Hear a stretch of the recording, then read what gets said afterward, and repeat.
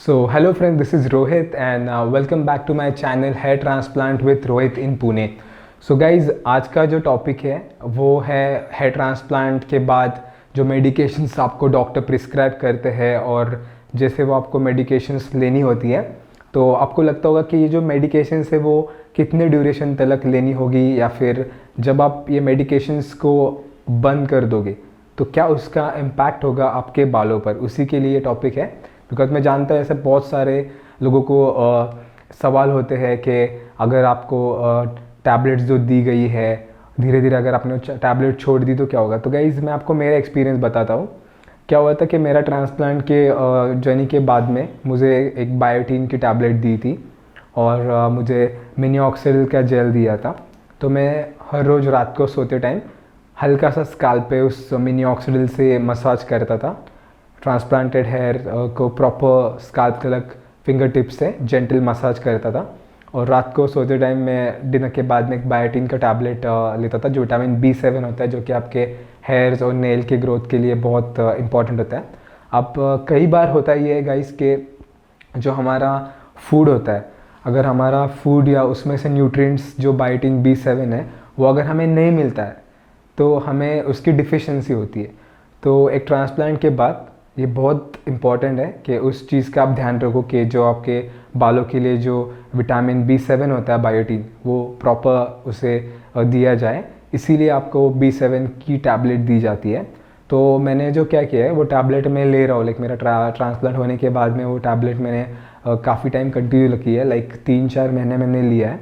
तो लेकिन बीच में क्योंकि मैंने थोड़ा सा लाइक एक ह्यूमन टेंडेंसी होती है ना कि एक आदत सी मैं थोड़ा छोड़ना चाहता था, तो मैंने वो टैबलेट जस्ट लाइक एक वीक में 2 बार या फिर कभी कभी एक ही बार, या फिर ज़्यादा ध्यान नहीं दिया मैंने। तो फिर उसके बाद में हल्का सा कुछ बाल वगैरह मैंने ऐसा चेक किया, एक बार मैं ऐसा हाथ ऐसा ये कर रहा था तो थोड़े बाल मेरे से मुझे ये लगे, तो थोड़ा सा मुझे लगा कि यार ये ऐसा बाल मतलब उसके कारण तो नहीं हो रहा है कि मैंने टैबलेट। तो फिर मैंने उसी समय डॉक्टर से मैसेज पे बात की कि सर मेरा ट्रांसप्लांट के बाल जो है ऐसा लग रहा है मुझे कि तो मैंने सोचा कि सर ने मुझे क्लिनिक बुलाया।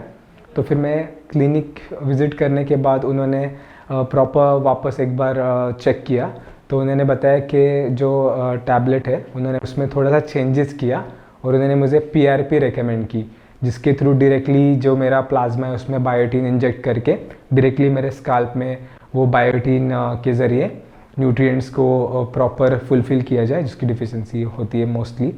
तो फिर उन्होंने मुझे PRP रेकमेंड की, और PRP के बाद अब वापस नॉर्मल लग रहा है। लेकिन गाइस देखो अभी कैसा होता है कि नॉर्मल भी आप देखोगे ट्रांसप्लांट को छोड़ के भी अब बाल जाना, लाइक 4-5 बाल निकलना मॉर्निंग में हेयर कोम करते टाइम, तो वो कॉमन है। तो मुझे भी थोड़ा सा लग रहा था कि मेरा ऐसा हो रहा है, लेकिन मैंने रियलाइज़ किया कि जो मेरे लाइक दूसरे फ्रेंड्स वगैरह है वो भी जब अक्सर फीमेल्स के यूजुअली नॉर्मली जब वो हेयर कोम करते तो आप देखोगे कि वो कंघी में अक्सर बाल आ ही जाते हैं। तो इतना कुछ ये नहीं, बिकॉज हमारी बॉडी का जो सिस्टम है वो इतना ब्यूटीफुल है कि जैसे आपका अगर हेयर जा रहा है कोम के टाइम या फिर, तो नेचुरली वो अपना रिपेयर सिस्टम भी करता है। लेकिन हेयर लॉस कब होता है या फिर आप उससे कब टेंशन होता है कि जब वो रिपेयर सिस्टम इतना स्लो डाउन हो जाता है कि जो बाल जा चुके हैं वो वापस नहीं आते। तो वो वाली सिचुएशन थोड़ी सी आपको केयर करना चाहिए। तो बस ये वीडियो का टॉपिक यही था कि आपको लगता होगा मेडिकेशंस कितने ड्यूरेशन तक लेने चाहिए। तो एक सर्टेन ड्यूरेशन के बाद आप मेडिकेशंस को धीरे धीरे कम कर सकते हो, और ट्राई करना कि आपकी जो डाइट है उसे आप ऐसे रखना कि उसमें आपका सारा बैलेंस डाइट, जो आपके सारे न्यूट्रिएंट्स आपको मिल जाए। सो आई होप ये वीडियो आपको पसंद आया हो। ऐसे ही वीडियोज़ के लिए do like, share and subscribe to my channel. Thank you very much. It's time to say bye.